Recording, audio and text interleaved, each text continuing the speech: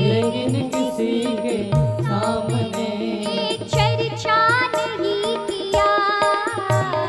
भक्तों के लिए आपने क्या क्या नहीं किया। भक्तों के लिए आपने उठाए दोनों हाथ और बड़े भाव के साथ तालियों की सेवा करते हैं। बोलिए भक्त वत्सल नाथ की जय। जय हो।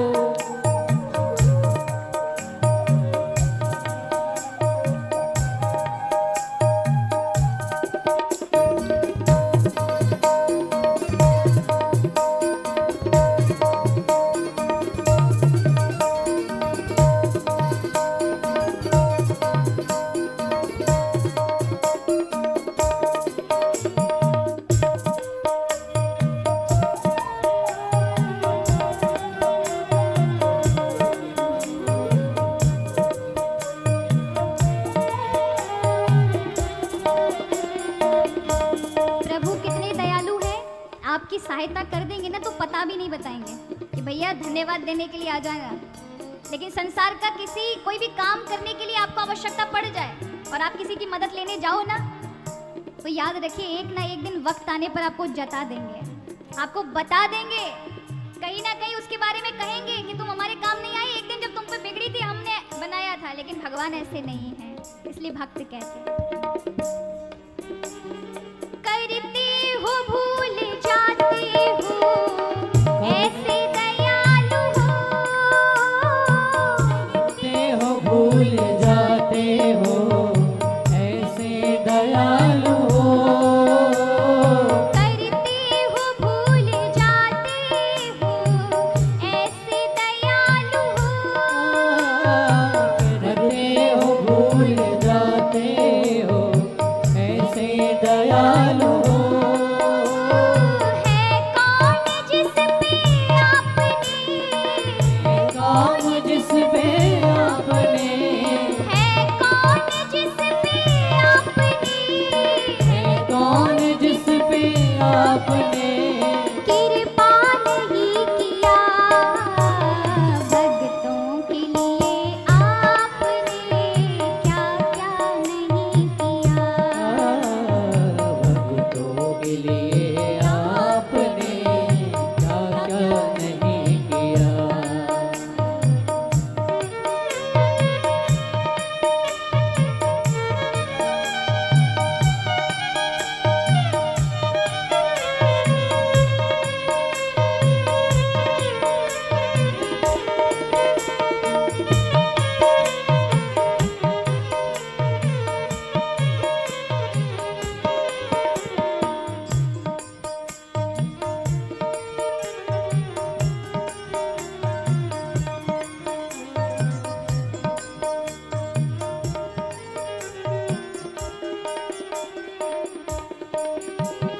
प्रहलाद को बचा लिया खंबे से आ गए।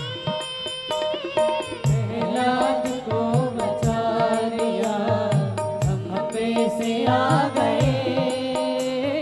इस कथा में भगवान ने वो काम किया कि लोग कहेंगे कि ऐसा हो ही नहीं सकता। भगवान पत्थर में से आ गए, खंबे से आ गए।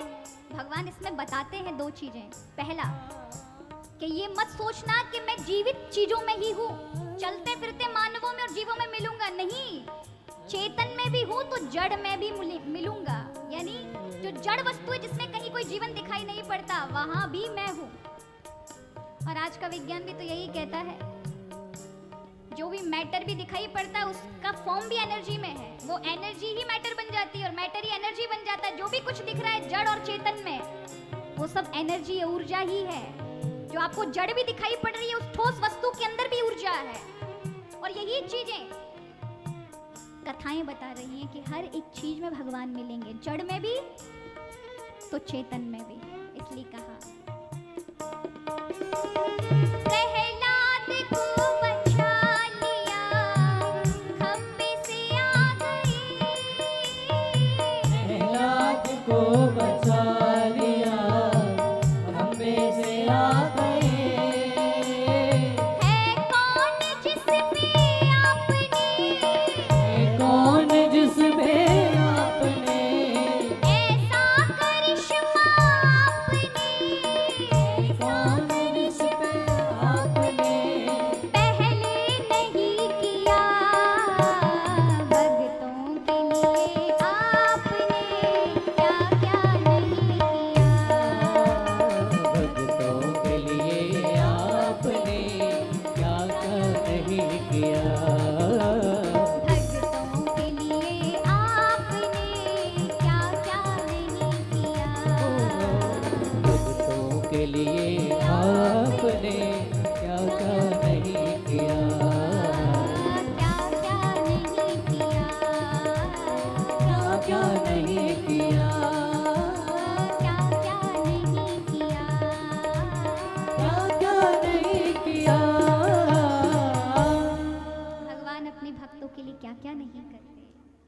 यहाँ कथा आती है परीक्षित जी महाराज को कथा सुनाते हुए श्री शुकदेव जी महाराज कहते हैं, राजन वैसे तो सृष्टि का प्रकरण बहुत ही अद्भुत है। पूरी सृष्टि के प्रकरण को सुनाते हुए वो दो बार सुनाते हैं पूरी सृष्टि का प्रकरण, लेकिन फिर विदुर जी की कथा सुनाते हैं कि विदुर जी का अपमान कर दिया था तो विदुर जी तीर्थ यात्रा के लिए निकले। वे महाभारत के युद्ध में किसी के पक्ष से नहीं लड़े, क्योंकि दुर्योधन ने जब वे धृतराष्ट्र को समझाने गए कि भैया तुम अंधेपन में अपने मन के भी नेत्र बंद मत करो, चलिए शारीरिक रूप से आप अंधे हैं लेकिन आपने मन को भी अंधा बना लिया है, आपका बेटा गलत कर रहा है और आप उसका समर्थन कर रहे हैं, इसलिए यही दुर्योधन आपका काल भी बनेगा, पूरे कुल को नष्ट करा देगा, इसलिए इसका त्याग कर दो। दुर्योधन ने सुना और उनको कहा, दासी पुत्र तू हमें निकलवाने की बात कहेगा, निकल जा हमारे राज्य से। और उसी समय धृतराष्ट्र ने कुछ नहीं कहा, मौन रहा, ये जानते हुए कि विदुर भी भले ही दासी पुत्र हैं पर हैं तो महाराज एक ही खून।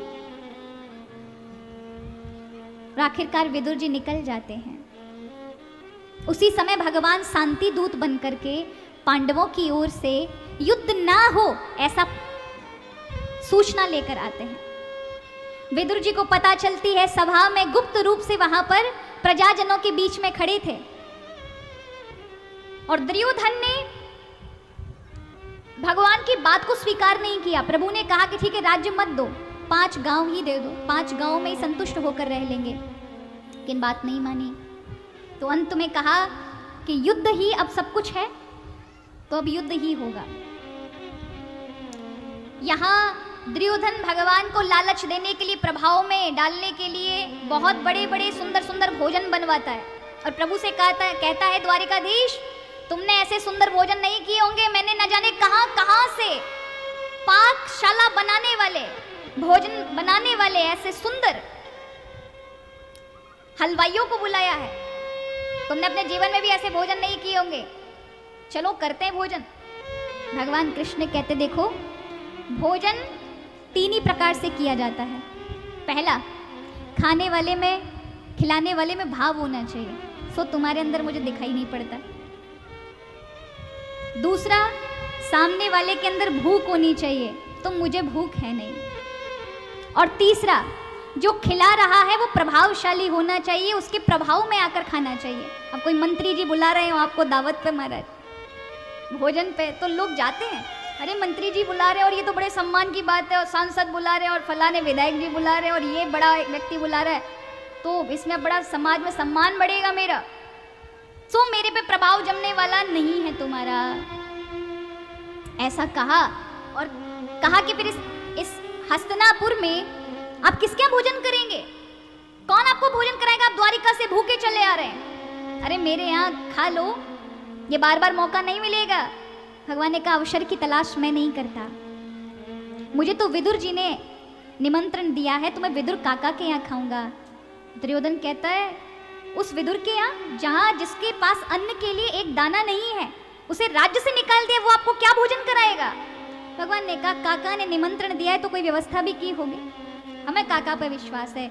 विदुर जी सुन रहे थे उस भीड़ में से, मन में विचार किया मैंने कब निमंत्रण दिया, और कहीं ये कन्हैया सच में आ ना जाए, कोई तो व्यवस्था करनी पड़ेगी, घर में तो कुछ नहीं है। दुर्योधन ने मना कर रखा था पूरी प्रजा में कि विदुर का कोई साथ ना दे, किसी ने भी अन्न इत्यादि कोई व्यवस्था विदुर के लिए की उसको मृत्यु दंड दिया जाएगा। किसी ने भी विदुर जी की मदद नहीं की, सहायता नहीं की। यहां भगवान पहुंच गए विदुरानी के, विदुर जी के घर पे, और दरवाजा खटखटाते हैं, काका काकी मैं आ गया। विदुरानी बूढ़ी है महाराज, स्नान कर रही थी, उन्होंने जैसे ही भगवान कृष्ण की आवाज सुनी पूछा कौन, बोले मैं कृष्ण द्वारिका से आया हूँ। विदुरानी पागल हो गई, ये छोटी सी कुटिया में द्वारिकाधीश, द्वारिका के मालिक आए हैं। महाराज दौड़ी हैं, वस्त्र ठीक ठाक से पहने भी नहीं, और जैसे दरवाजा खोला प्रभु ने देखा, काकी को प्रणाम किया, अपना जो पीतांबर पहने थे काकी को उड़ा दिया और कहा काकी विलंब नहीं करो, मेरे पेट में चूहे कूद रहे हैं, कुछ खाने को दो, भूख लगी है। विदुरानी ने देखा घर में तो कुछ भी नहीं है, क्या करूं?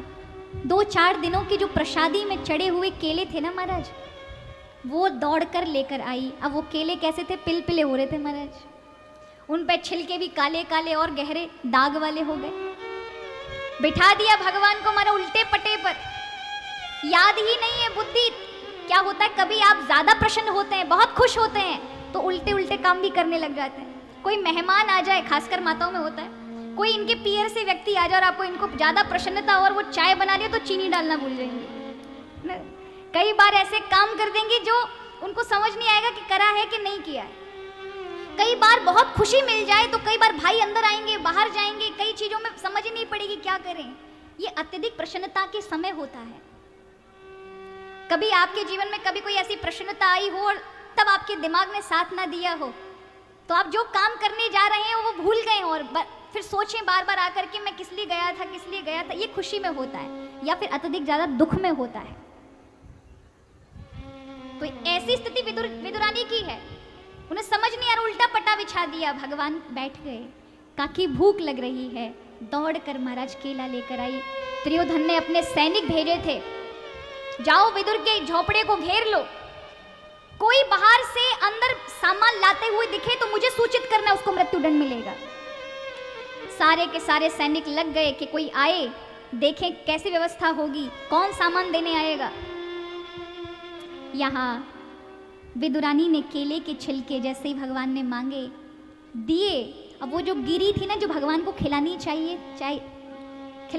थी, वो गिरी खिड़की के माध्यम से महाराज फेंक दी बाहर, क्योंकि बावली खुश में इतनी प्रसन्न है कि पता ही नहीं चल रहा। भगवान के मुखमंडल को पहली बार देखा है, अब तक कानों से सुना था कृष्ण के बारे में, आज देख भी रही है। और केले के छिलके हाथ में है तो वही भगवान को देती जा रही है और प्रभु बड़े चाव से खाते जा रहे हैं। ये तक नहीं कहा बुआ काकी ये छिलके हैं, एक खिला दिया केला और केले की गिरी फेंक दी बाहर, एक पूरा छिलका खिला दिया भगवान को, फिर दूसरा केले की गिरी को महाराज फेंक दिया और फिर दूसरे केले के छिलकों को खिलाया, तीसरा महाराज फेंका। तो ये सोच कर के दुर्योधन के सैनिक नजदीक आए, ये अंदर बाहर से तो कोई चीज गई नहीं है, ये अंदर से चीजें क्या आ रही हैं जो फेंकी जा रही हैं। तो नजदीक आया, तीसरे केले में जैसे उसने माँ विदुरानी ने छिलका उतारा और गिरी को छिलका समझ के बाहर फेंका, एक सैनिक के माथे पे लगा, उसने उठा के देखा अरे केला है, दौड़ कर दुर्योधन के पास लेकर गया। महाराज कोई चीज तो बाहर से अंदर जाती हुई नहीं दिख रही, लगता है अंदर ही बहुत कुछ भरा पड़ा है जो बाहर ही आ रहा है। वहां तो व्यवस्था है, वहां कोई अंदर से बाहर से चीज अंदर नहीं जा रही है। यहाँ भगवान तीसरा भी छिलका खा लेते, तभी विदुर जी आ जाते हैं एक कटोरी में माखन, पेड़े इत्यादि लेकर के, और जैसे ही अपनी बावरी विदुरानी को देखते हैं और कहते भाग्यवान ये क्या कर रही हो, छिलके खिलाई जा रही हो, सारी गिरी तुमने बाहर गिरा दी। और ऐसा कहते ही विदुरानी को एकदम से होश आता है, देखती है हाथ में छिलके लगे हैं, दौड़ के खिड़की के पास जाती है तो गिरी गिरी हुई हैं। तब तो बहुत दुखी होती हैं, विदुर जी उन्हें डांटते हैं और विदुर जी दौड़कर भगवान के समीप आते हैं, लाला कन्हैया या इसको क्षमा कर देना, बावरी है, इसने कभी देखा नहीं है ना तुम्हें, ये लो मैं तुम्हारे लिए माखन लाया हूँ। भगवान हाथ हटा देते हैं और कहते हैं काका इन चीज़ों की भूख मुझे कभी नहीं है और ना कभी थी, मुझे यदि कोई तृप्त कर सका है तो केवल भक्त का भाव, और हर युग में मुझे कोई एक भक्त तृप्त करता है, उसमें आधा ही तृप्ति पे आपने मुझे रोक लिया, यानी मैं भूखा ही रह गया, मेरा आधा ही पेट भरा था कि तब तक तुमने काकी को रोक लिया। वो छिलके नहीं थे, वो उसका प्रेम था जो मुझे पवा रही थी। कई बार लोग कहते हैं ना कि आप भगवान के सामने भोजन लगाते हो, भगवान खाते हैं, है ना।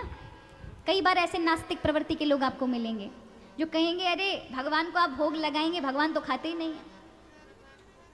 याद रखिए जब भी आप भोग लगाते हैं ना, तो आप जो दिखाई पड़ रहा है उस वस्तु को देखते हो, लेकिन उसका गुण जो भगवान ले रहे होते हैं उसको नहीं देखते। मान के चले ये पुष्प है, ये फूल है, आपने ऐसे बहुत सुंदर सुंदर फूल के गुलदस्ते मुझे दिए उपहार में, अगर दो दृष्टि से देखो इस गुलदस्ते के फूल को मैंने सूंघा और किसी दूसरे को दे दिया, या फिर आपको ही लौटा के दे दिया, आप क्या मानेंगे? आपकी वस्तु को लौटाया है मैंने? एक रूप से देखोगे तो आप ये कहोगे हमने दी वस्तु हम ही को लौटा दी, लेकिन दूसरे रूप से देखो तो इसकी जो गुण है वो है इसकी सुगंध। क्या है? वो गुण के लिए ही तो वो पुष्प हैं। उसको जब ग्रहण कर लिया तो मैंने आपका उपहार ले लिया गया। अब वो भौतिक रूप में, बाहरी रूप में तो दिखाई पड़ रहा है कि आपको वैसा का वैसा वापस है, लेकिन सूक्ष्म रूप में पहुंच जाता है भगवान के पास। इसलिए बाहरी रूप से तो वो संसार में ही दिखेगा, लेकिन उसका जो सूक्ष्म रूप है वो प्रभु ग्रहण करते हैं। और अच्छे से समझाएं, आपको मैंने कोई किताब दी पढ़ने के लिए और कहा कि ये जो भगवान की प्रार्थना है या ये जो भगवान का पाठ है इसे याद कर लेना और कल मुझे सुनाना। आप में से किसी ने 2-4 चौपाइयाँ याद की और लेकर आए और वो मुझे सुना दी, तो याद रखिए किताबों में वो चौपाइयाँ अभी भी लिखी हुई हैं, लेकिन आपने उसके सूक्ष्म ज्ञान को अपने मन पटल पर ग्रहण कर लिया है। ठीक है, तो वो ज्ञान वहाँ भी उतना ही है जो पुस्तक में छपा हुआ है। उसी प्रकार वो ज्ञान जो है पुस्तक में है वो स्थूल दिखाई पड़ेगा, लेकिन जो मन में छप गया है याद कर लेने से वैसा का वैसा वो सूक्ष्म है, वो दिखाई नहीं दे सकता लेकिन अनुभूत होता है।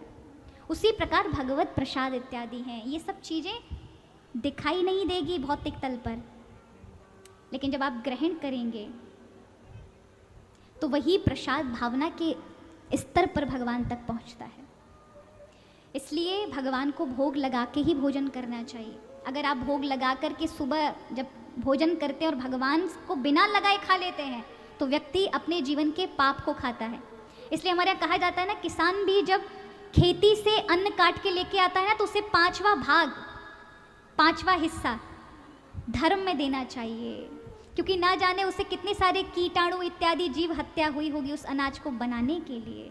तो वो जो धन और वो जो अन्न उसके हाथ से जा रहा है वो अकल्याणकारी ना बने, उससे जो उसे धन प्राप्त होगा उसके जीवन को आगे बढ़ाए, ना कि अन्य व्याधियों में लग जाए।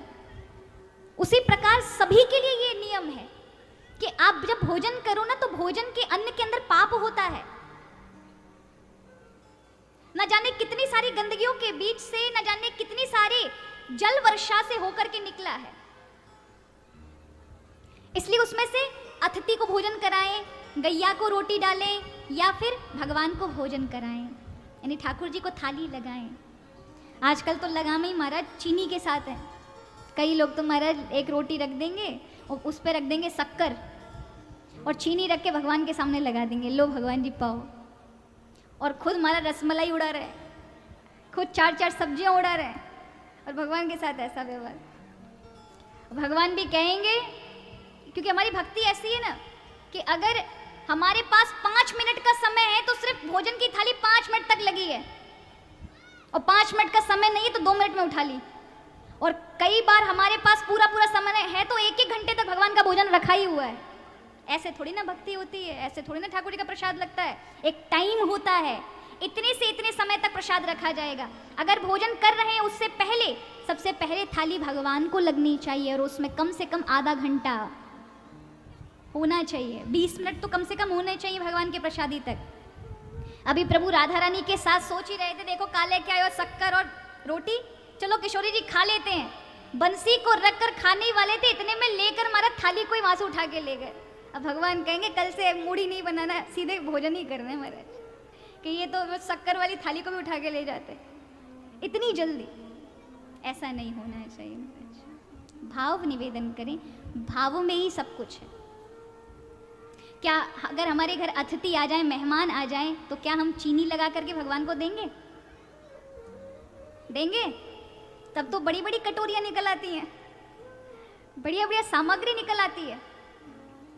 तो भगवान के लिए भी ऐसे ही भाव रखें तो वो भोजन पवित्र हो जाता है। फिर उसी भोजन को ला करके सब्जी में सब्जी को मिला दो, दाल में दाल को मिला दो, रोटी में रोटी को मिला दो, वो महाप्रसाद बन जाता है। और वही भोजन जब परिवार के प्रत्येक सदस्य को प्राप्त होगा, उसकी बुद्धि नहीं खराब हो सकती, उसके मन में, क्योंकि भोजन से क्या बनता है? मन बनता है। इसलिए हमारे यहाँ कहा जाता है कि माताएं जब भोजन बनाएं तब गाली इत्यादि ना बोलें, माँ भोजन बनाए माताएं तो कला ना करें, माताएं जब घर में भोजन बनाएं तो उल्टा सीधा ना करें, ईर्ष्या ना रखें, नहीं तो वही भोजन में वो मन के भाव मिलकर उन सभी को जाएंगे जो जो भोजन करेगा। इसलिए कहा कीर्तन सुनते हुए, भगवान नाम लेते हुए तब बड़ी पवित्रता के साथ भोजन बनाना चाहिए। भोजन का भी बड़ा विज्ञान है। तो यहाँ यही विदुर जी महाभारत के युद्ध में तीर्थ यात्रा के लिए निकल जाते हैं और जब लौट रहे थे तभी उद्धव जी इन्हें वृंदावन में मिले। उद्धव जी को रोते हुए विदुर जी ने देखा, पूछा, हे उद्धव जी, भगवान कृष्ण कैसे हैं? मैंने बहुत वर्षों से उन्हें देखा नहीं। तब उद्धव रोकर कहते हैं कि भगवान कृष्ण तो इस स्वधाम लीला को छोड़ करके गोलोक की ओर चले गए। तो विदुर जी बहुत रोते हैं और पूछते, प्रभु जाते समय मेरे लिए कुछ कहकर नहीं गए?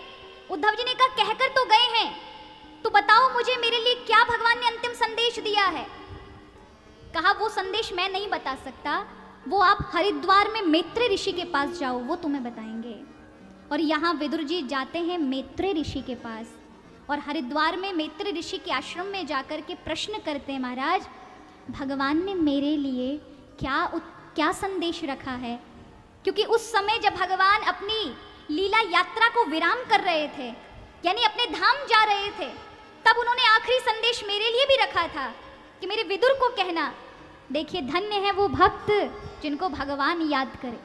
भगवान को तो सभी भक्त याद करते हैं महाराज, लेकिन वो कम होते हैं, वो बहुत विरले होते हैं जिनको भगवान याद करे।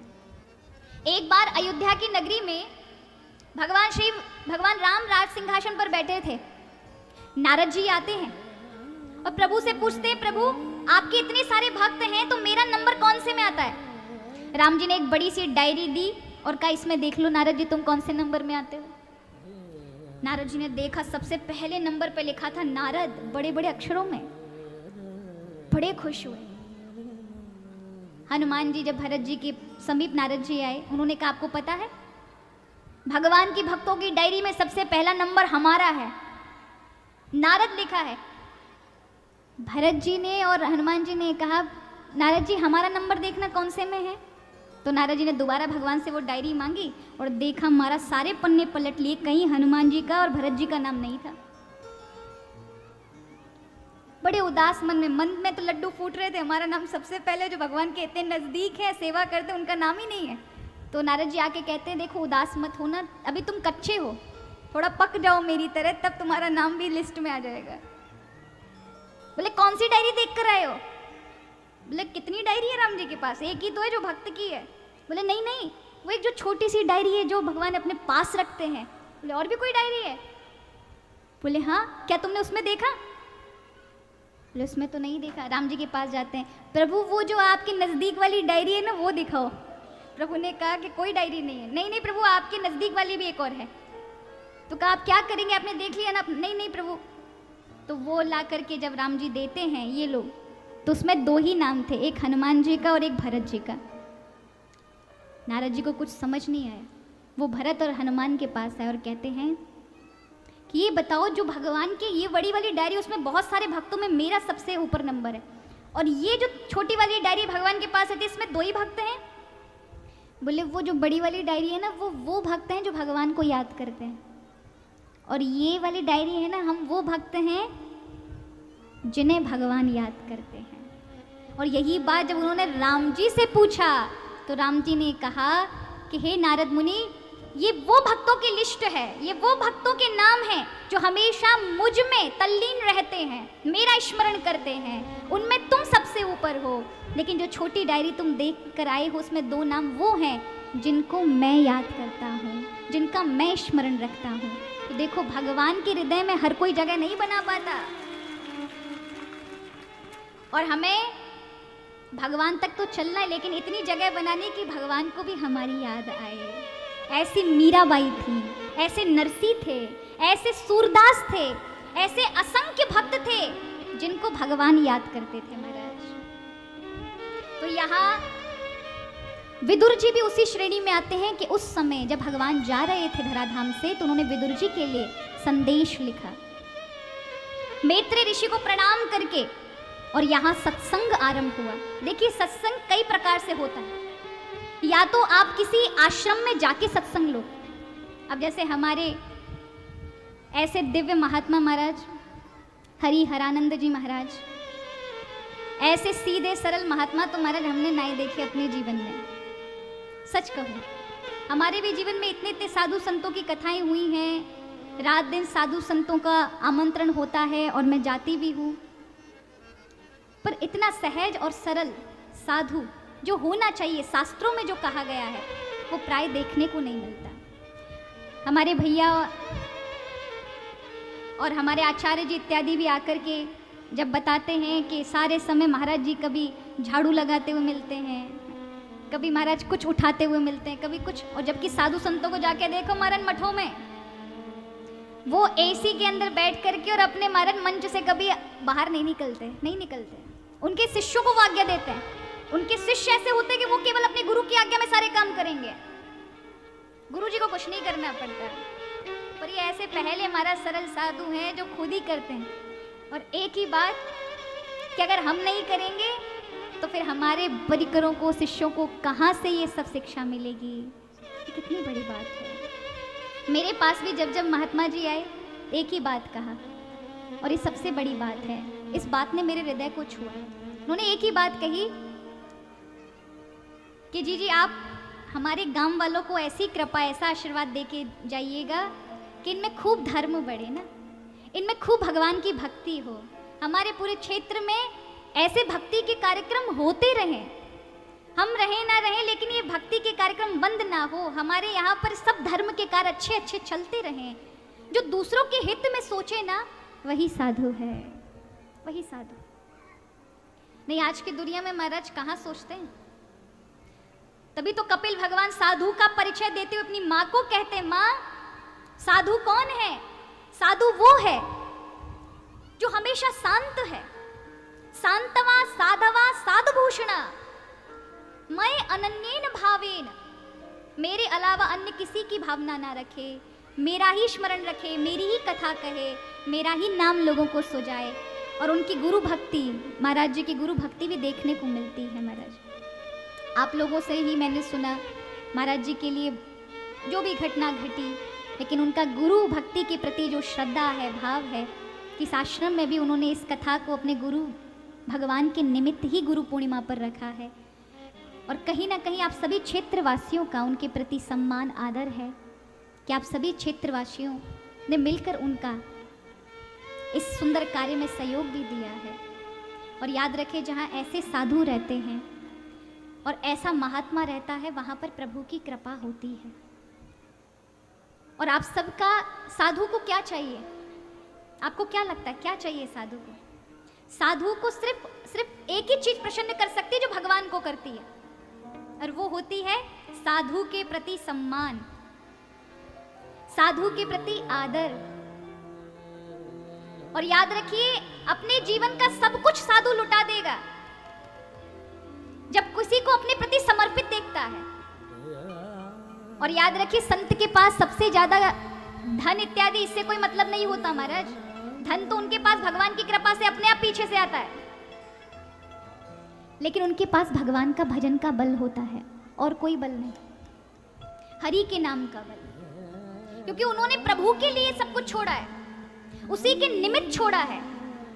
तो जब उसको देख करके वो कुछ भी मन की भावना कर ले तो वो कार्य भगवान की जिम्मेदारी बन जाती है। और ऐसे लोग ऐसे साधुओं से जुड़े हुए होते हैं तो महाराज वो बिना किसी प्रयास के ही भगवत मार्ग तक लग जाते हैं, प्रयास नहीं करना पड़ता। कभी देखा है? सिर्फ बता रही हूं, करना नहीं है। हम रास्तों में जाते हैं तो देखते हैं कभी कभी बाइक चलाते समय कई लोगों के पेट्रोल डीजल खत्म हो जाते हैं, और कोई गांव का ही व्यक्ति ट्रैक्टर चलाता हुआ मिल जाए तो वो बाइक वाला पीछे से उसको पकड़ लेता है और खाली पेट्रोल वाली बाइक को इतनी तेजी से ट्रैक्टर के संग चलती रहती है। वो देखा है आप लोगों ने? करना नहीं है, सिर्फ बता रही हूं उदाहरण के रूप में।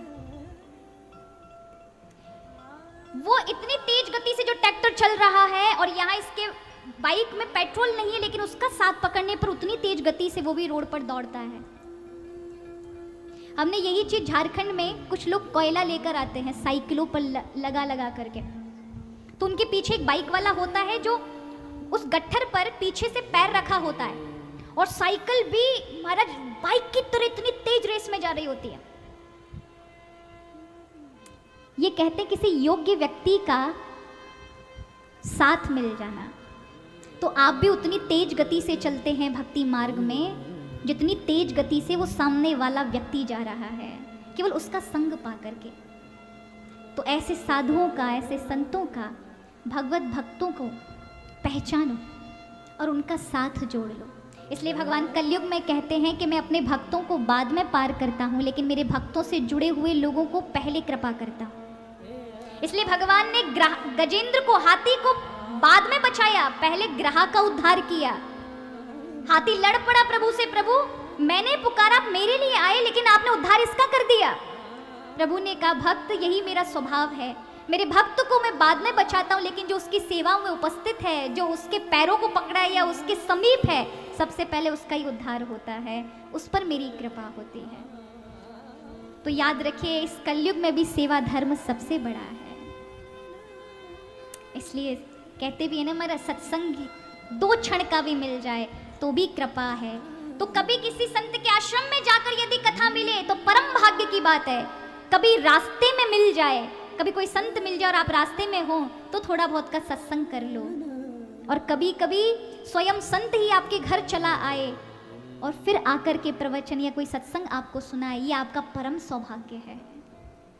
तब समझिए प्रभु की कृपा है, सत्संग की बड़ी महिमा है। सुंदर कांड में जब लंकनी ये बात कहती है कि तात स्वर्ग अपवर्ग सुख धरई तुला एक अंग, तूल न ताई सकल मिली जो सुख लव सत्संग। एक पलरे में आप स्वर्ग के मुक्ति इत्यादि सारे साधन रख दीजिए और एक क्षण भर का सत्संग, तो भी सत्संग का पलड़ा भारी होगा। ये एक प्राचीन कथा में से लिया हुआ एक व्याख्यान है जिस पर ये सौरठा बनाया गया है। एक बार विश्वामित्र वशिष्ठ जी में लड़ाई हो गई। साधुओं में भी कभी कभी विचारिक मतभेद होते हैं, तो कभी कभी हम सोचते हैं कि साधु संत दुश्मनी करके बैठे हैं। तो जो बड़े बड़े आचार्य होते हैं ना, उनमें विचारों का लड़ाई होती है, वैसे तन की नहीं होती। पर आज तो कलयुग है महाराज, एक दूसरे के शत्रु बन जाते। नहीं तो पूर्व में हम शंकराचार्य, बल्लवाचार्य, निम्बार्काचार्य, बड़े बड़े आचार्यों को देखते हैं, इनका आपस में जब मिलते हैं तो एक दूसरे का इतना आदर है। लेकिन अगर आप इनके शास्त्रों का अध्ययन करें तो आपको वैचारिक मतभेद नजर आएगा, आपको लगेंगे दोनों लड़ रहे हैं, पर शारीरिक तल पर उनकी लड़ाइयाँ नहीं है, शरीर से उनकी लड़ाइयाँ नहीं है। जब भी मिलेंगे एक दूसरे से मिलते थे। तो विश्वामित्र जी और वशिष्ठ जी की भी ऐसी लड़ाई थी। एक दिन दोनों में लड़ाई हुई। विश्वामित्र जी ने कहा तप बल बड़ा है, वशिष्ठ जी कहते हैं सत्संग बल बड़ा है। अब निर्णय कौन दे? सभी जगह फिरे, हर एक लोक में जाकर के पूछते हैं कि हमारा कोई निर्णय करे, तप बल बड़ा है कि सत्संग का बल बड़ा है। अब 2 बड़े लड़ रहे हो तो महाराज कोई मूर्ख ही होगा जो बीच में फंसेगा, और वो भी कोई साधारण नहीं, इतने महान पुरुष हैं, कहीं श्राप व्राप मिल जाए। सबने मना कर दिया, महाराज हमारे बस की बात नहीं, किसी बड़े पर जाओ। तो शेषनाग भगवान के पास ये पहुंचे। अब दोनों ने कहा कि आप हमारा निर्णय दें क्योंकि आप ज्ञानी हैं, तप बल बड़ा है या सत्संग बल? शेषनाग जी ने कहा कि फंस गए आफत में, ये 2 हैं और दोनों ही कोई ना कोई श्राप दे देंगे अगर कहीं भी कोई गड़बड़ हुई। तो उन्होंने तरकीब निकाली। उन्होंने कहा देखो मेरे माथे पर वैसे ही बहुत बड़ा बोझ है पृथ्वी का, पृथ्वी को उठाए हुए हूँ मैं, और जिसके माथे पर सबसे बड़ी टेंशन हो ना, उस पर अच्छे निर्णय नहीं दिए जाते। इसलिए एक काम करो, आप में से कोई भी मेरा बोझा ले लो तो मैं थोड़ी देर के लिए शांत होकर फिर निर्णय दूंगा। तो विश्वामित्र जी ने तुरंत कहा इसमें कौन सी बड़ी बात है, अभी करते हैं। उन्होंने कहा मेरे जीवन का जो मैंने तप किया है उसमें से अपने जीवन का आधे तप का बल मैं इस पृथ्वी को उठाने में देता हूँ। पृथ्वी नहीं उठी। विश्वामित्र जी ने कहा मैं मेरे पूरे जीवन के तप बल को इस पृथ्वी को उठाने में देता हूं, तब भी पृथ्वी नहीं उठी। विश्वामित्र जी आए, विश्वामित्र जी ने कहा, मैंने अपने जीवन में जितना सत्संग किया है, उस सत्संग की एक घड़ी का फल मैं इस पृथ्वी को उठाने में देता हूँ। तुरंत पृथ्वी उठ गई। इतना कहते ही शेषनाग जी ने कहा, हो गया निर्णय महाराज। ना तो आपके तपबल से पृथ्वी उठी, सिर्फ और सिर्फ यदि उठी है तो वशिष्ठ जी के सत्संग केवल से। इसलिए वही चौपाई तुलसीदास जी ने यहाँ पर इस सौरठा में वही बात कही है। तात स्वर्ग अपवर्ग सुख धरहि तुला एक अंग, तूल न ताहि सकल मिले, जो सुख लव सत्संग। केवल एक क्षण का सत्संग उन सभी जितने स्वर्ग आदि सुख हैं, जितने भी साधन हैं, जितने भी तप इत्यादि बल हैं, मोक्ष इत्यादि है, उन सब के सामने सत्संग का बल सबसे बड़ा है। इसलिए क्षणिक सत्संग भगवान से मिलाने वाला है। भक्त कहते भी है ना, सत्संग है ज्ञान सरोवर,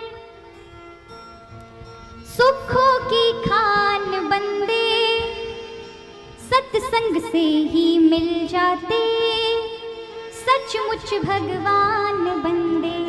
सत्संग है ज्ञान सरोवर, सुखों की खान बंदे, सत्संग से ही मिल जाते सचमुच भगवान बंदे।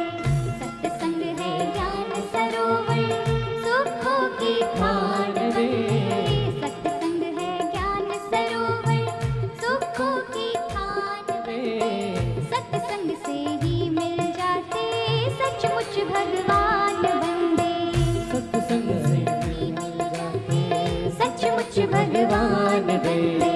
सत्संग है ज्ञान सरोवर, सुखों की खान बंदे, सत्संग से ही मिल जाते सचमुच भगवान बंदे। सत्संग से ही मिल जाते सचमुच भगवान उठाए दोनों हाथ और बड़े भाव के साथ।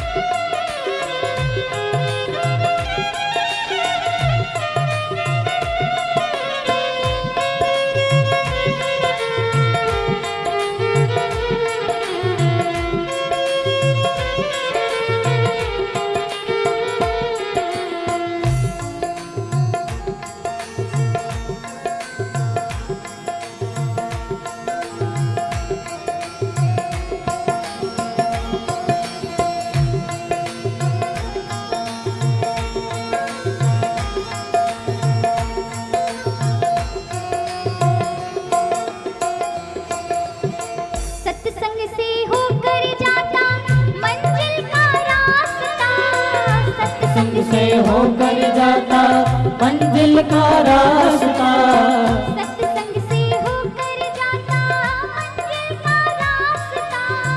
सत्संग से होकर जाता मंजिल का रास्ता।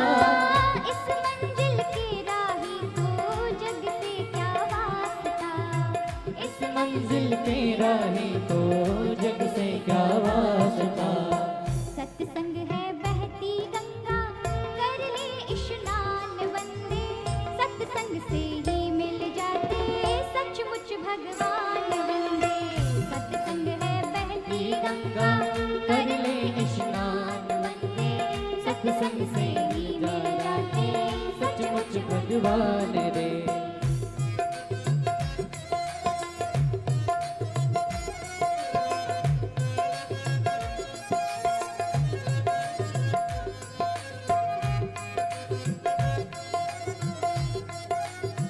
बोले भक्त वत्सल नाथ की। जय हो।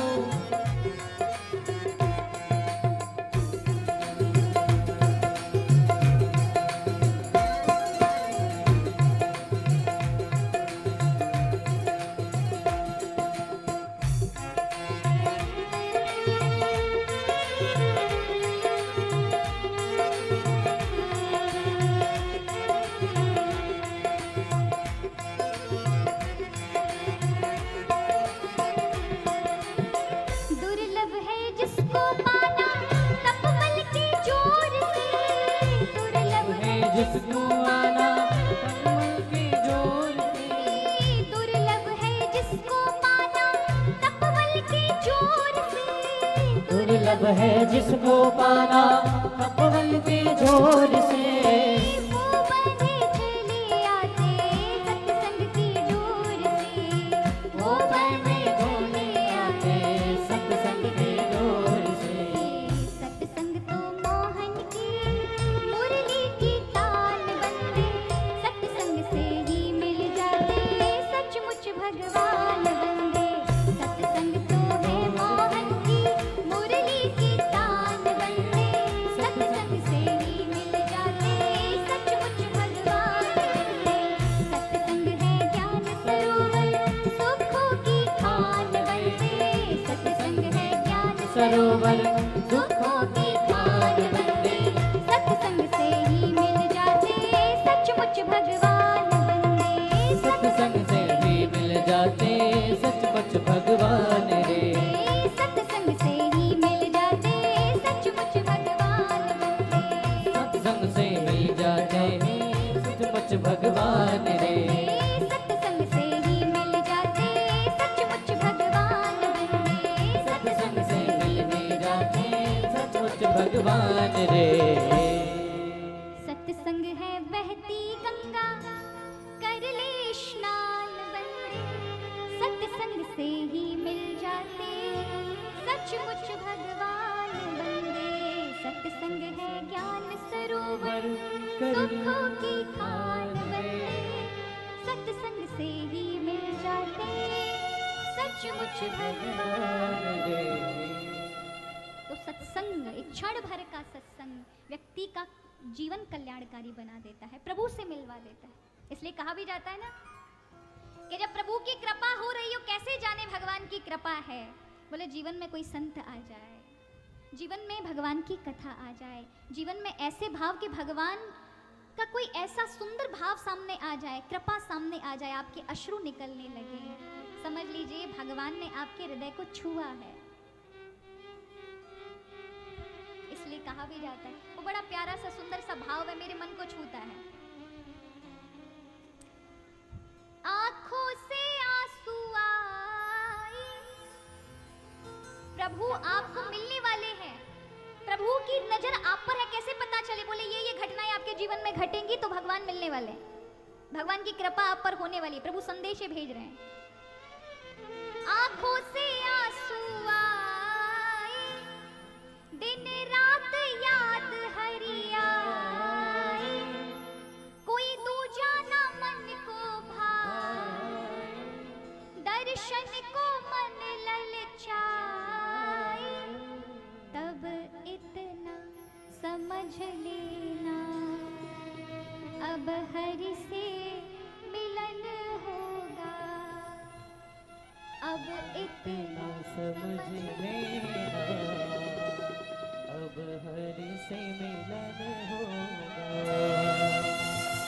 जब संत मिलन हो जाए, जब संत मिलन हो जाए, तेरी वाणी हरि गुण गाए, तेरी वाणी हरि गुण गाए, तब इतना समझ लेना अब हरि से मिलन होगा, अब इतना समझ लेना अब हरि से मिलन होगा।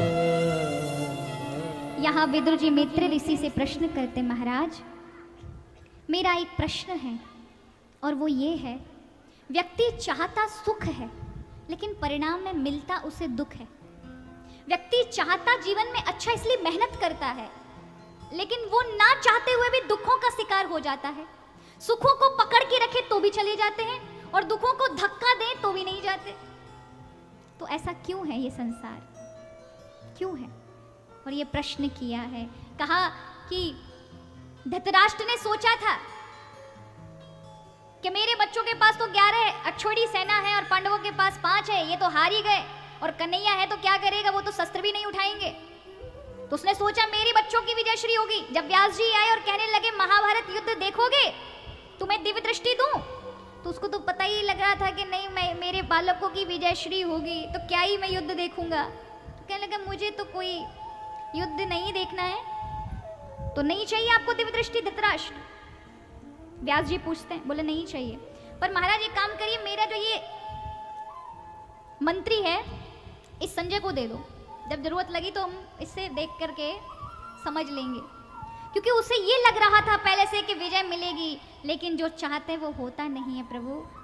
जब अंध को अंत में पता चला कि जिनको वो माथे सहला रहा था वो सभी उन पुत्रों की मृत्यु की वो शव थे जो उसके स्वयं के पुत्र थे, सबके शवों पर रो रहा था। जिसने आप पहले सोचा कि वो सब विजयश्री होंगे, पांडव मारे जाएंगे, पर हुआ उल्टा। रावण ने सोचा था सीता जी तो मेरी हुई, और प्रतिदिन रात्रि में सीता जी का स्वप्न देखता था, लेकिन एक दिन आंखें खुली तो राम जी का बाण था जिससे उसकी मृत्यु हो गई। व्यक्ति चाहता कुछ है पर मिलता कुछ और है। पांडवों ने सोचा था कि हमें सारा राज्य मिल गया, अब तो चैन से जिएंगे, लेकिन जैसे ही सिंहासन पर युधिष्ठिर बैठे तो फिर प्रजा के लिए कुछ नहीं था, क्योंकि सारे युवा मारे गए थे। सिर्फ वृद्ध थे या फिर बालक थे, उनके साथ कैसे राज्य चलाएं। और भगवान जैसे ही गए तो पांडवों ने भी राज्य को तुरंत छोड़ दिया। तो जो चाहते हैं वो मिलता नहीं। किसी को मरने की महाराज इच्छा है, वो मरता नहीं, और जिसे मरने की इच्छा है नहीं महाराज बाकी मृत्यु हो जाती है। ऐसा क्यों? जो चाहता लाभ है इसलिए व्यापार कर रहा है, लेकिन उसे घाटा हो जाता है, ऐसा क्यों है? तो यहाँ मैत्री ऋषि कहते हैं महाराज इसका कारण है कि व्यक्ति नमक में चीनी जैसा स्वाद पाना चाहता है। नमक का डेला होता है ना, वो मिश्री जैसा ही दिखाई पड़ता है, हाँ या ना? लेकिन नमक का स्वाद कैसा होगा? नमकीन होगा। और आप चाहें ये मिश्री जैसा दे दे स्वाद तो नहीं। ये संसार ही ऐसा है, अशाश्वत है। यहाँ जितना भी सुख दिखाई पड़ रहा है उन सब में दुख है, जो दिखाई नहीं देंगे पर है।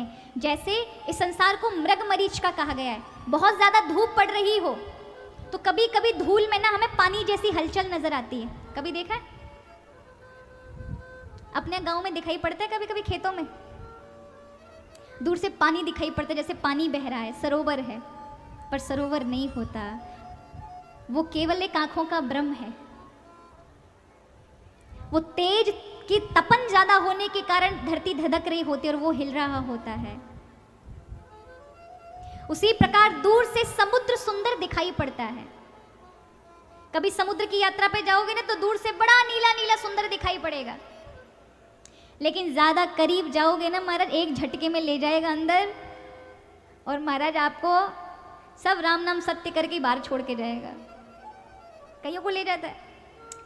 कई बार हमने कथाओं में देखा, हम जगन्नाथपुरी, द्वारिकापुर इत्यादि में गए तो कुछ लोगों का ऐसी घटना हुई कि किनारे पे बैठे थे और मैं ज़्यादा नज़दीक चले गए तो ले गया समुद्र, और फिर 2-4 बार ऐसी गुलामड़ी मारा खिलाई उसे और छोड़ गया।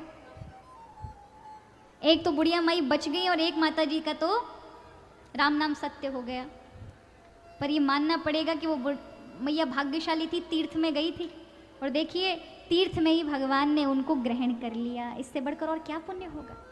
तीर्थ में आपकी मृत्यु हो, और वो भी स्वाभाविक है कि कोई पहले से वो सोच के नहीं गई थी, लेकिन ये संसार ऐसा ही है।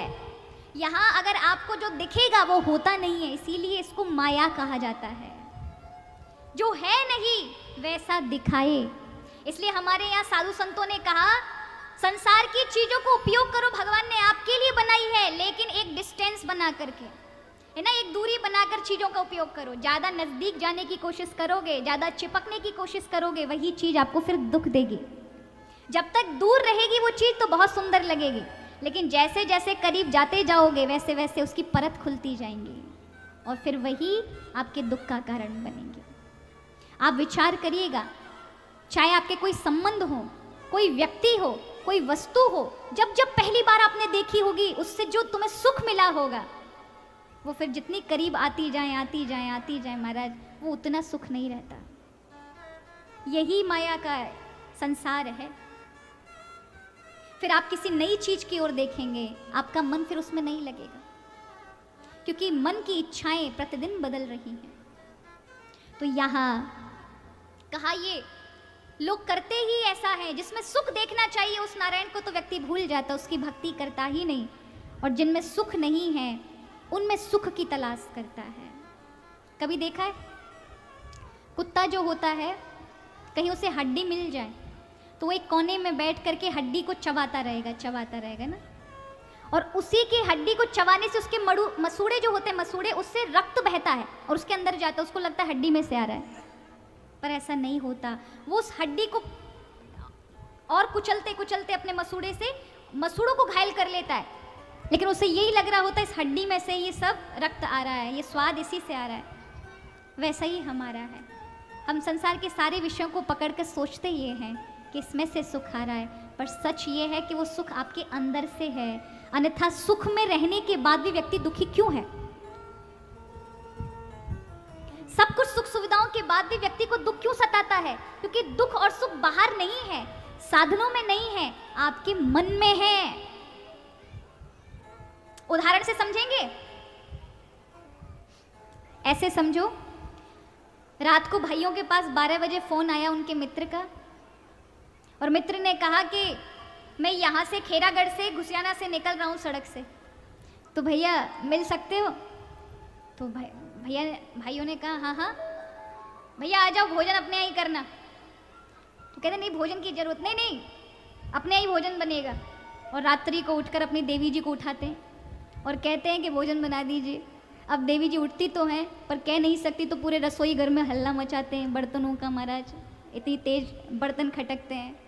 और फिर कई तो माताएं बोल देंगी नौकर समझ रखा है, पूरे दिन लगे रहते हैं, अब रात में भी चैन नहीं है, क्या जरूरत थी बुलाने की उस अपने दोस्त को, तुम जाके किसी होटल पे ही चले जाओ, ऐसा बहुत कुछ सुना देती। कुछ नहीं हो तो बच्चों के 2-4 थप्पड़ मार के उन्हीं पे गुस्सा उतारेंगी,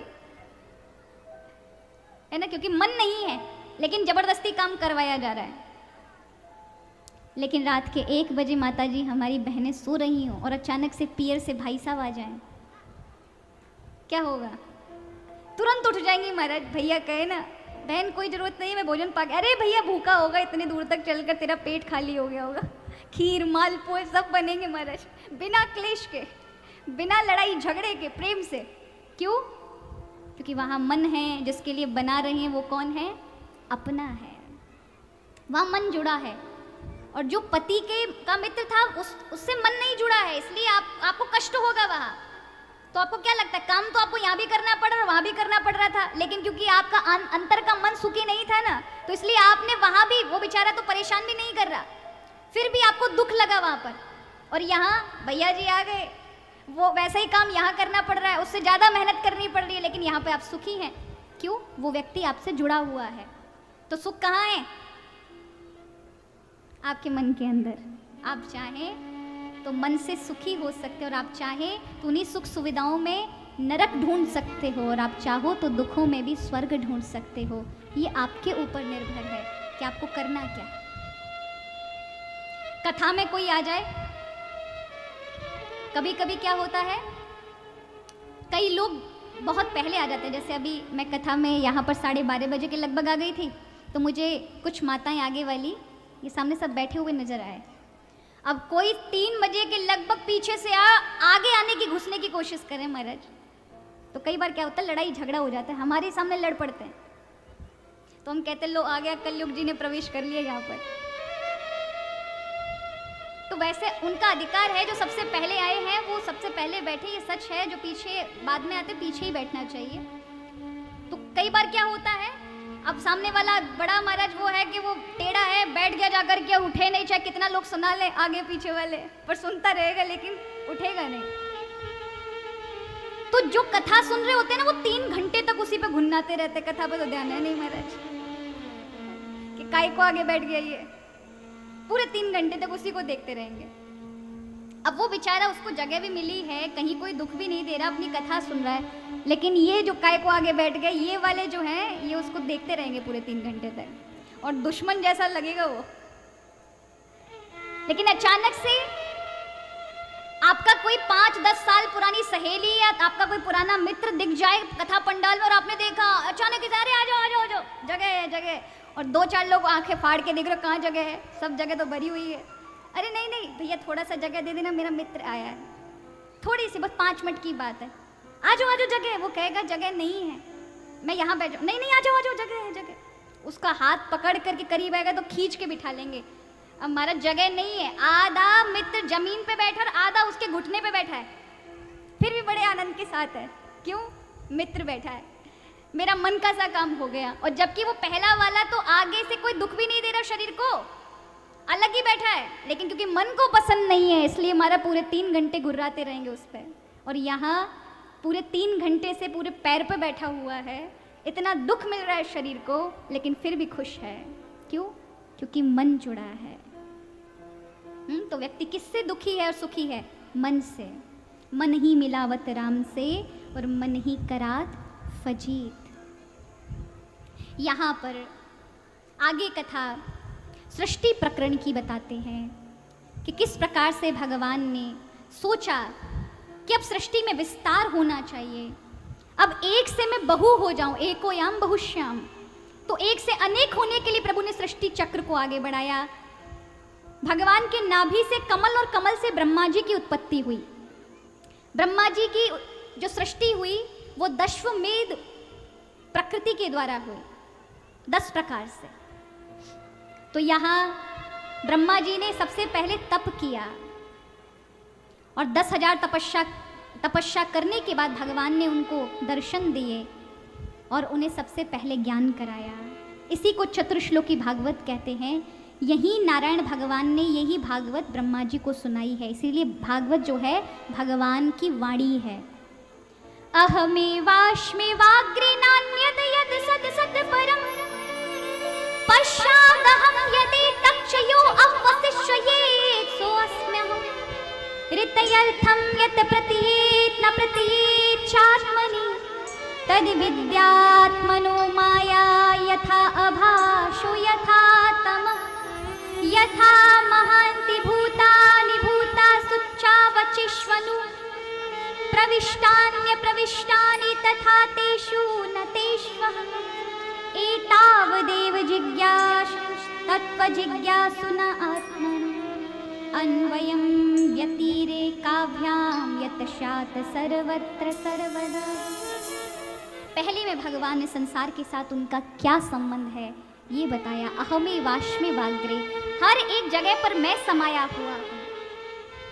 नान्यद यद सद सत्परम, ऐसी कौन सी जगह जो मेरे से विलग है।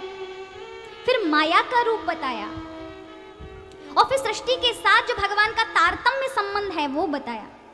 ब्रह्मा जी को ज्ञान कराया, ब्रह्मा जी को आज्ञा दी, ब्रह्मा जी की सृष्टि आगे बढ़ी। ब्रह्मा जी ने अपने शरीर से, अपने मन से पहले सृष्टि आरंभ की। वो मानसिक सृष्टि आगे बढ़ नहीं पा रही थी। कई बार लोग ब्रह्मा जी पे बड़ा आक्षेप लगाते हैं। कई लोग कहते हैं अरे अपनी बेटी सरस्वती से ब्रह्मा जी ने ब्याह कर लिया। ऐसा सोचना भी अपराध है। कौन से उसमें शास्त्र में लिखा है महाराज कि सरस्वती जी ब्रह्मा जी की बेटी है? अरे भगवान नारायण के शरीर से ब्रह्मा जी पैदा हुए, यानी आप जितने भी संसार के मनुष्य दिखाई पड़ रहे हैं सब भगवान से निकले हैं। और जिस चीज जो अपने ही शरीर से निकले वो कोई बेटी बेटा नहीं हो जाते, वो वही तत्व है जो स्वयं है। तो भगवान ब्रह्मा जी का कोई ब्याह नहीं हुआ है कि ब्रह्मा जी ने ब्याह किया फिर उस स्त्री से महाराज सरस्वती निकली और उनसे ब्याह किया।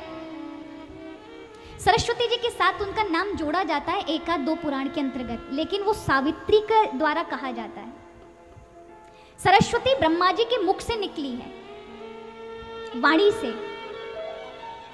और जितने भी ऋषि हुए सब ब्रह्मा जी के शरीर से निकले, जैसे छाया से करदम ऋषि, मन से मरीचि, आंखों से अत्रि ऋषि, मुख से अंगिरा, त्वचा से वशिष्ठ, प्राण से भृगु, कानों से पुलस्त, पवित्र गोद से नारद, अंगूठे से दक्ष प्रजापति। ये सारी सृष्टि किससे हुई? ब्रह्मा जी से हुई। अब वही थे महाराज, कोई स्त्री तो थी नहीं उनके पास, तो उन्होंने अपने अंदर से सब कुछ पैदा किया। तो ये जो बोलते हैं न जाने कहाँ कैसे कैसे चीजें फैला देते हैं, दुष्प्रचार करते हैं अपने सनातन धर्म का। ये जो ब्रह्मा जी हैं ये ज्ञान का स्वरूप माना जाता है। ब्रह्म का कल मैंने बताया ना, भगवान एक हैं, लेकिन जो अलग अलग रूपों में दिखाई पड़ते ना, वो भगवान की कुछ विशेष शक्तियां हैं। जैसे ब्रह्मा जी ज्ञान का रूप है। एक ज्ञानी पुरुष के अंदर क्या होना चाहिए? ज्ञान के साथ ब्रह्मा जी के साथ सरस्वती को जोड़ा जाता है। ठीक, ब्रह्मा जी बनाने वाले हैं संसार को। तो यदि आप संसार में कुछ नया क्रिएटिव करना चाहते हैं, रचनात्मक करना चाहते हैं, तो आपके पास ज्ञान होना चाहिए, यानी सरस्वती होनी चाहिए। और आपका ज्ञान कैसे हो? हंस पर सवार हो। ब्रह्मा जी का वाहन है हंस। हंस के अंदर ये प्रतिभा होती है। दूध और जल को मिलाकर के, यानी दूध को और पानी को मिलाकर रख दिया जाए तो हंस पानी को अलग कर देगा, दूध को अलग कर देगा।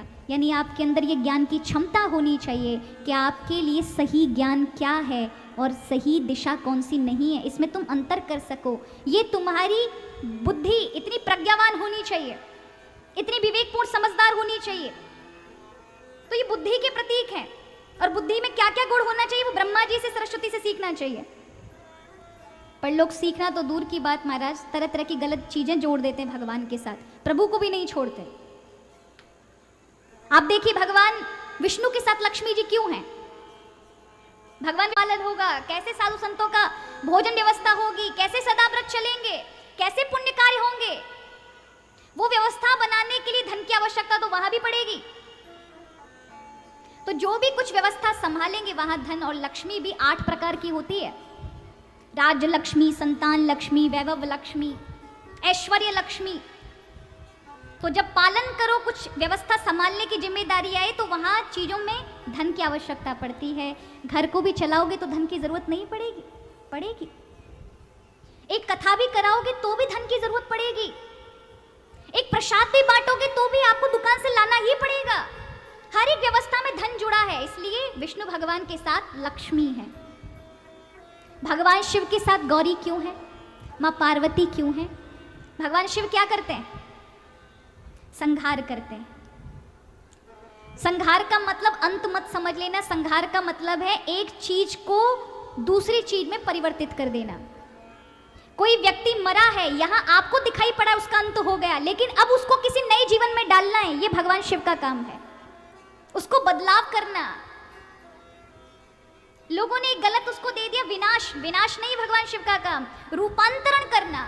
और किसी चीज में जब आप कोई बदलाव करना चाहते हैं तो जिस चीज की आवश्यकता होती है वो पार्वती है। पार्वती माने पर्व, यानी उत्सव। दुखी मन से किसी चीज को बदलने का प्रयास करोगे तो वो चीज ही खराब कर दोगे, लेकिन उत्सव से, आनंद के साथ उस चीज को बदलने का प्रयास करोगे तो वो एक बहुत सुंदर कृति बनकर बाहर आएगी। इसलिए ये सब चीजें हमें सिखाने के लिए है। हमारे यहाँ तत्व का भी, भाव का भी दर्शन है, तो हमारे यहाँ तत्व का भी दर्शन है कि भगवान की कृपा भी प्राप्त करो, भाव भी प्राप्त करो, प्रभु से जुड़ो, लेकिन भगवान से कुछ सीखो भी, उनके स्वरूपों से कुछ सीखो भी। तो यहाँ ब्रह्मा जी ने मानसिक सृष्टि आरंभ की, लेकिन सृष्टि आगे बढ़ नहीं पा रही थी क्योंकि वो मन से थी। तब भगवान ब्रह्मा जी के आधे शरीर से मनु महाराज और आधे से शत्रुपा का प्राकट्य हुआ और यहां से मनुष्य सृष्टि आरंभ हुई। अब जब मनुष्य उत्पन्न हुए तो सबसे पहले मनुष्य मनु महाराज ने आकर ब्रह्मा जी से कहा, पिताजी आप मुझे आज्ञा दे, मैं क्या करूं? ब्रह्मा जी ने कहा, आगे सृष्टि का विस्तार करो। बोले, हम विस्तार तो करें लेकिन रहेंगे कहाँ? हमारे रहने के लिए तो कोई जगह नहीं है। तब ब्रह्मा जी बहुत प्रसन्न हुए कि अब जो मैंने बनाया है ये अपनी खुद की निर्णय शक्ति रखता है, अपने विचार रख सकता है, अपनी भावना को व्यक्त कर सकता है, ये सबसे अच्छी कृति बनाई है। तो यहाँ फिर ब्रह्मा जी की नासिका से वारा भगवान का जन्म होता है और वो फिर पृथ्वी को जल से बाहर निकाल कर लाते हैं। देखिए, विज्ञान कहता है कि जल से पृथ्वी की उत्पत्ति हुई है। कहाँ से पैदा हुई है पृथ्वी? जल से निकली है। लेकिन हमारे यहाँ भगवान का पहला अवतार ही कैसे होता है? जल से पृथ्वी को लेकर आते हैं वारा भगवान। अब आपको पता है पृथ्वी का गुण क्या है? भगवान ने सूकर मुख क्यों रखा? वाराह में कोई और भी तो रूप रख सकते थे ना, सूकर मुख बनाकर आए भगवान, पृथ्वी को लेकर आए। अब ध्यान से सुनिएगा, इसके पीछे बहुत बड़ा रहस्य है। पृथ्वी का गुण है गंध। क्या गुण है? ये सुगंध और दुर्गंध, खुशबू, बदबू आपको आती है, कहाँ से आती है? पृथ्वी के कारण। ये पृथ्वी से आप हट जाएं, गुरुत्वाकर्षण से बाहर हो जाएं, तो आपको खुशबू बदबू नहीं आएगी। पृथ्वी के कारण आती है ना। तो ये पृथ्वी की सुगंध और दुर्गंध आप किस इंद्री से सूंघते हैं? कहां से सूंघते हैं? नाक से ना। इसलिए नासिका से भगवान वाराह का जन्म हुआ, ब्रह्मा जी की नासिका से पैदा हुए और रख कर क्या आए? सूकर रूप। कभी सुअर को चलते देखा? कैसे चलता है? नीचे गर्दन करते हुए सूंघते हुए पृथ्वी को। ध्यान से देखना आप, उसके अंदर सूंघने की क्षमता बहुत ज्यादा है। तो ये तत्व दर्शाया है कि पृथ्वी का गंध गुण है और उस गुण के जो देव हैं वो भगवान है। इसलिए वाराह भगवान को भूमि का देव कहा जाता है। हमारे यहाँ शास्त्रों में 3 प्रकार की चीजें हैं। देखो, ये वैदिक और मीमांसा का ज्ञान हो जाएगा।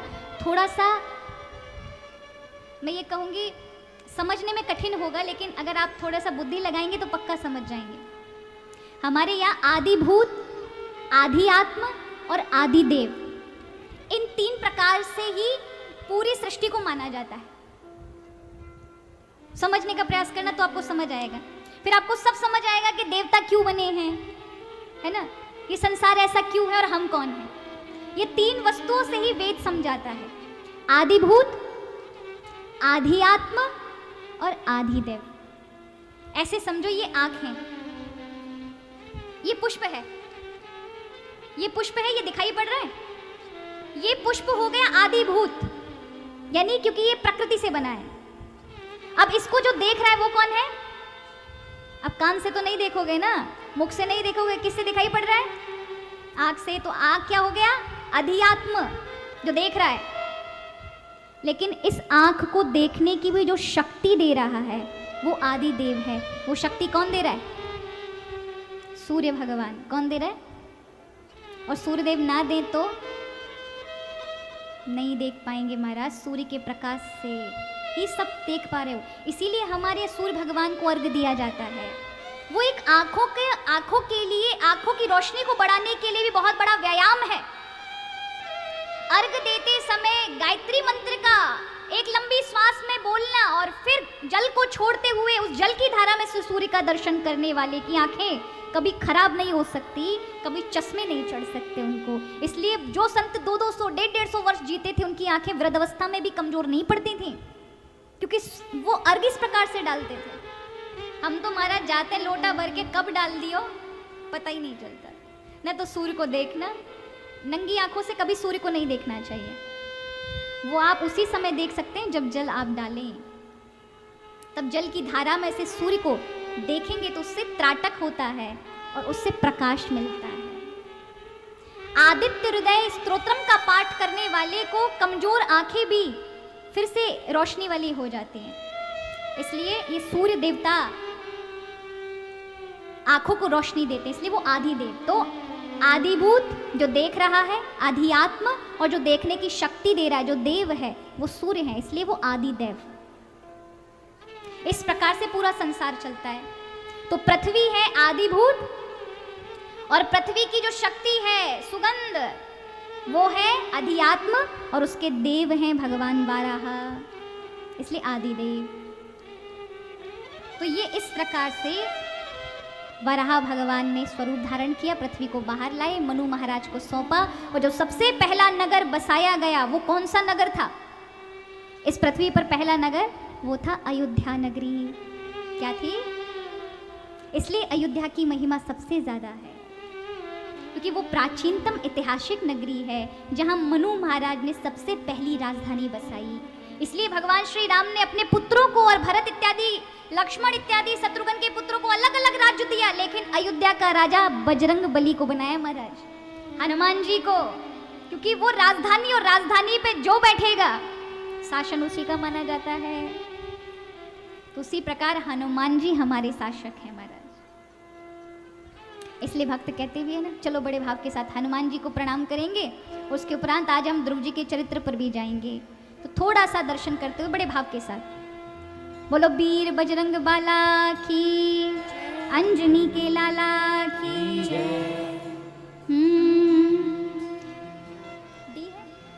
लाले लंगोटो हाथ में सोटो, सोटा जानते हो ना, हाथ में बाबा के गदा है तो थोड़ा राजस्थानी भजन, लेकिन मुझे लगता है कुछ पुट इसके मिलते हुए महाराज हमारे ब्रज से भी हैं, तो आपको समझ आएगा। हो लाले लंगोटो हाथ में सोटो, लाले लंगोटो हाथ में सोटो, थारी जय हो, थारी जय हो, थारी जय हो, अंजनी का लाल बजरंग बालाजी। जय हो अंजनी का लाल बजरंग बालाजी। ओ थारी जय हो पवन कुमार बजरंग बालाजी। थारी जय हो अंजनी का लाल ऐसे नहीं करो हाथ से। बालाजी। हे लाल लंगोटो हाथ में सोटो, लंगोटो हाथ में सोटो, लाल लंगोटो बाबा हाथ में सोटो।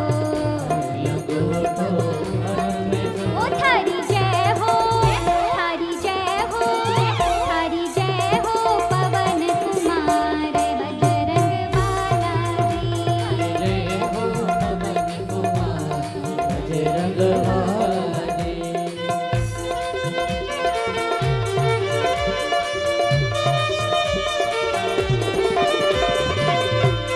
बोलो बजरंगबली हनुमान जी महाराज की। जय हो।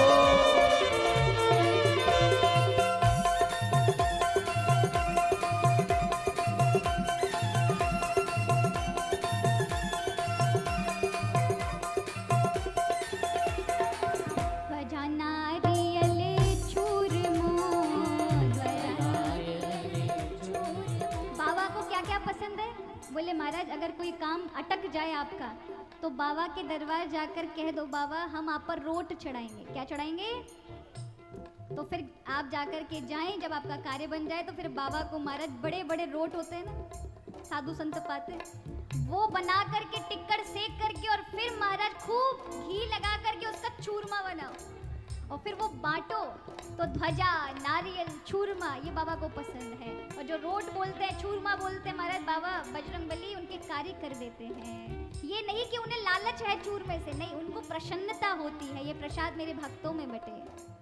ध्वजा नारियल चूरमो, ध्वजा नारियल चूरमो, हे ध्वजा नारियल चूरमो, नारियल चूरमो। ओ थारे नौबत, थारे नौबत, थारे नौबत बाजे द्वार बजरंग बालाजी। थारी नौबत बाजे बाजे बज जाऊं बालाजी। ओ थारी जय हो अंजनी का लाल बजरंग बालाजी। थारी जय हो अंजनी का लाल बजरंग बालाजी। हे लाल लंगोटो हाथ में सोटो, लंगोटो हाथ में सोटो, लाल लंगोटो हाथ में सोटो। लंगोटो हाथ में ओ सोटो। थारी जय हो, थारी जय हो, थारी जय हो अंजनी का लाल बजरंग बालाजी। ओ थारी जय हो अंजनी का लाल बजरंग बालाजी। ओ थारी जय हो अंजनी का लाल बजरंग बालाजी। जय हो अंजनी का लाल और सभी गाते हुए बालाजी। हे लाल लंगोटो हाथ में सोटो, लंगोटो हाथ में सोटो, हे लाल लंगोटो हाथ में सोटो।